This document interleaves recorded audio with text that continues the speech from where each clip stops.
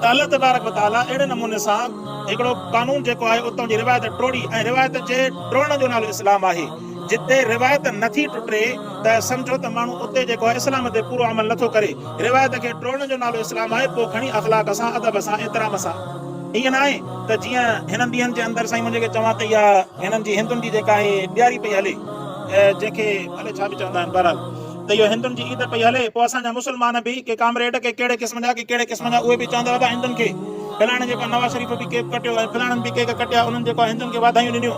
ऐं मुख़्तलिफ़ क़िस्मनि जे अॻवाननि जेके बि आहिनि उन्हनि जेको हिंदुनि खे पंहिंजे पंहिंजे वस मुताबिक़ वाधायूं ॾिनियूं। असांजे भेनरुनि खे, असांजे भाइरनि खे मुबारक हुजनि। मुंहिंजा दोस्तो, हिकिड़ो इस्लाम असांखे अख़लाक अदब पंहिंजी जाइ ते ज़रूरु सेखारणु फरमायो आहे, पर कंहिंजे मज़हबी रवादारीअ जो इहो तक़ाज़ो हरगिज़ न आहे त मुस्लमान जेको आहे पंहिंजे इस्लाम खे पोइ रखी करे ग़ैर मुस्लिम खे उनजे मज़हबी त्योहारनि ते मुबारक ॾे। उनजो मतिलबु छा आहे त माना तोखे तुंहिंजो मज़हबी त्योहार मुबारक हुजे, जॾहिं त इस्लाम नालो ई इन शइ जो आहे। अल्लाह पाक ईमान चयो ई उन शइ खे आहे त इस्लाम हुवल्लज़ी अरसल रसूलहू बिल हुदा व दीनिल हक़ लियुज़हिरहू अला दीन कुल्ली। अल्लाह इस्लाम खे नाज़ुल ई इनजे करे कयो आहे ताकि इहो इस्लाम तमामु दीननि जे मथां ग़ालिब दीन हुजे। हीउ सभिनि इस्लाम सचो मज़हब आहे, दीन सचो मज़हब आहे। जेसीं ताईं मुस्लमान जो अक़ीदो न आहे त इस्लाम खां सवाइ सभु मज़हब कूड़ा आहिनि, तेसीं ताईं मुस्लमान ई कोन्हे, तेसीं ताईं मुस्लमान ई कोन्हे। क़ुरान जो पैगाम इहो आहे।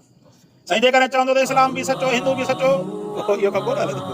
इस्लाम बि सचो, ईसाई बि सचो, इहो कमु कोन हलंदो। इस्लाम बि सचो, साईं फलाणो मज़हब बि सचो, इहो कमु न हलंदो। हिनखे निफ़ाक़ चइबो आहे। हिनखे मुस्लमान न आहे चइबो, मुस्लमाननि खे चइबो इस्लाम सचो। अब तव्हां पंहिंजे मज़हब सां पाण ॾियो। मुंहिंजे मज़हब जे मुताबिक़ इस्लाम सभ खां वॾो सचो ऐं अल्लाह जो दीन आहे, क़ुरान जो दीन आहे, मुस्तफ़ा सल्लल्लाहु अलैहि वसल्लम जो दीन आहे। बाक़ी हाणे तव्हांजो मज़हब आहे, तव्हां पाण ॼाणो। वधि में खणी ईअं खणी न चओ तव्हांजो मज़हब कूड़ो आहे, छा आहे, खणी ईअं चओ तव्हांजो मज़हब आहे, तव्हां ॼाणो। बाक़ी मुंहिंजे मुताबिक़, मुंहिंजे नफ़्स जे मुताबिक़, मुंहिंजे ईमान जे मुताबिक़ सभ खां सचो जेकर दीन आहे त इस्लाम आहे। अल्लाह तबारक व तआला इस्लाम खे इज़त ॾिनी आहे, वक़ार ॾिनो आहे। मुस्लमान खे बि रब इज़त ऐं वक़ार ॾिनो आहे। इहो दुनिया जे अंदरि माण्हुनि जेको आहे गॾिपन करे चवंदा त इंसान भाई भाई, पहिरियां इंसानियत पोइ वरी मज़हब, इहा ॻाल्हि ग़लति आहे, इहा शैतानगिरी आहे। पहिरियां इस्लाम आहे, छो त इस्लाम ही मज़हब, ही इस्लाम, ही इंसानियत, हीअ काइनात, इन्हनि सभिनि जो ख़ालिक़ मुंहिंजो अल्लाह आहे। ऐं अल्लाह तबारक व तआला जो दीन इस्लाम आहे। जेकॾहिं तव्हांखे इस्लाम दीन सचो नथो लॻे, अचो अल्लाह जो क़ुरान जो मुक़ाबिलो कयो।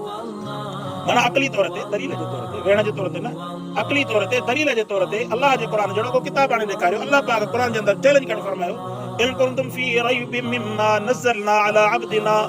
फरमाई त जेकॾहिं तव्हांखे क़ुरान जे अंदरि शक आहे, फातू बिसूरतिम मिन मिस्लिही। फरमाई त क़ुरान त पंहिंजो 30 पारा त पंहिंजी जाइ ते, क़ुरान जहिड़ी हिकिड़ी सूरत, इन आतेना कल कौसर जहिड़ी, टिनायतुनि जहिड़ी नंढी सूरत ठाहे ॾेखारियो, मञीदासीं तव्हांजो मज़हब सचो आहे।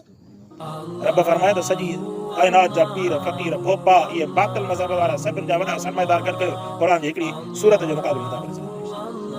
तंहिंजे करे मुस्लमान खे कम अज़ कम जेको आहे इहो पंहिंजे अंदरि ख़्यालु हुजणु घुरिजे त मां मुस्लमान आहियां, अल्लाह मूंखे इस्लाम जे करे इज़त ॾिनी आहे। ऐं इस्लाम खां अलावा जेके बि मज़हब आहिनि सभु कूड़ा आहिनि। इस्लाम खां सवाइ जेके मज़हब आहिनि सभु कूड़ा आहिनि। जेकॾहिं सभिनि खे भाई भाई कंदो त कमु कोन हलंदो।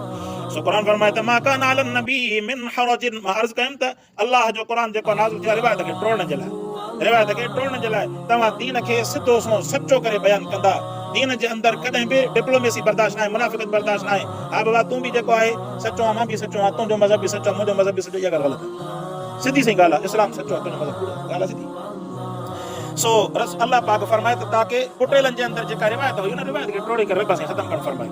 ऐं हाणे अल्लाह से फरमाए कान अलन नबी मिन हरजिन फीमा फरदल्लाहु ला। फरमाई नाहे नबीअ जे मथां को बि हरज उन हुक्म में जेको अल्लाह मुक़ररु करणु फरमायो। सुन्नतल्लाहि फिल लदीन खलौ मिन क़ब्ल। फरमाई त अहिड़ो तरीक़ो पहिरियों जो बि हले पियो, वकान अमरुल्लाहि क़दरम मक़दूरा, पहिरियों जो बि तरीक़ो ईअं हले पियो। इस्लाम खां अॻु में रसूलुल्लाह सल्लल्लाहु अलैहि वसल्लम जन मके जे अंदरि साईं जन खे अल्लाह पाक मोकिलणु फरमायो।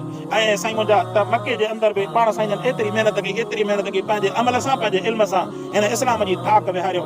पहिरियां त पंहिंजो अख़लाक अल्लाह जे हबीब जन एतिरो बुलंद करणु फरमायो, एतिरो बुलंद करणु फरमायो जो मके जा काफ़िर बि इस्लाम जे इन तबलीग जे मथां एतिराज़ कंदा हुआ, पर मोहम्मद मुस्तफ़ा जे अख़लाक जे मथां एतिराज़ न कंदा। मके जा काफ़िर बि असां इन जे करे तबलीग में पहुते आहियूं। ऐं साईं मुंहिंजे खे चवां त पैगाम पहुचाइण में पहुता आहियूं, असां अख़लाक में पहुता आहियूं। असांजे अंदरि अख़लाक कोन्हे, असांजे अंदरि इकराम कोन्हे, एतिराम कोन्हे, मुआशरे खे केच करण वारो तरीक़ो कोन्हे। वरना जेकर अख़लाक हुजे न, अवां ॾिसो त केतिरा ई बुज़ुर्ग, केतिरा ई अल्लाह वारा जिन अख़लाक वारे मर्तबे खे पकड़ियो, अॼु ताईं उन्हनि जी ख़ुशबू जेको आहे दुनिया जे तख़्ते ते फैलियल आहे।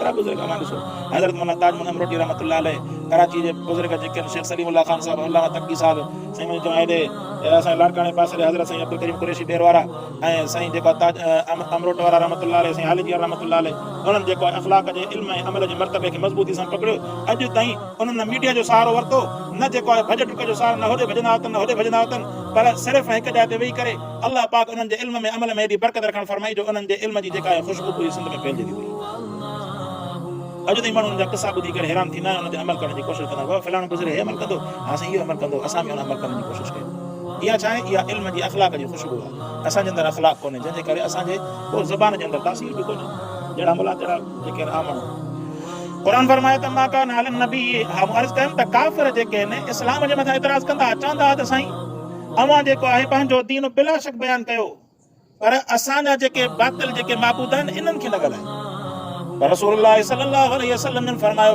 असुल दीन त इन जो ई त नालो आहे गारियूं न ॾींदासीं घटि न ॻाल्हाईंदासीं पर दीन इन जो ई नालो आहे चवंदासीं त इबादत जे लाइक़ु अकेलो अल्लाह आहे दीन इन जो नालो इन जे अंदरि कंप्रोमाइज़ न हलंदो ईअं न थींदो त हा साईं तूं बि सचो मां बि सचो इहो कमु न हलंदो इबादत जे लाइक़ु मुंहिंजो अकेलो अल्लाह आहे न पुट शरीक आहिनि न क़बरुनि वारा न जेके आहिनि के बि पाण खे जेके सॾनि था अल्लाह सां गॾु कोई बि शरीक न आहे फरमाई त इन्हनि रिवायतुनि खे क़ुरान टोड़ आयो वकान अमरुल्लाहि क़दरन मक़दूरा अल्लाह जो हुकुम जेको अॻु में मुक़ररु थियल आहे अल्लाह जो हुकुम जेको आहे काइनात जे अंदरि मुक़ररु थियल आहे उहो को मञे न मञे उहो हिसाब हर को पंहिंजो आख़िरत जे अंदरि क़बर जे अंदरि फरमाईंदा الذين يبلغون رسالات الله ويخشونه ولا يخشون احدا الا الله फरमाईंदा जेके माण्हू तबलीग कनि था अल्लाह जे रस्ते पहुचाइनि था अल्लाह जे पहुचायल पैगाम जी जेके माण्हू तबलीग कनि था इहा तबलीग आहे पोइ खणी उन जे अंदरि कोताहियूं आहिनि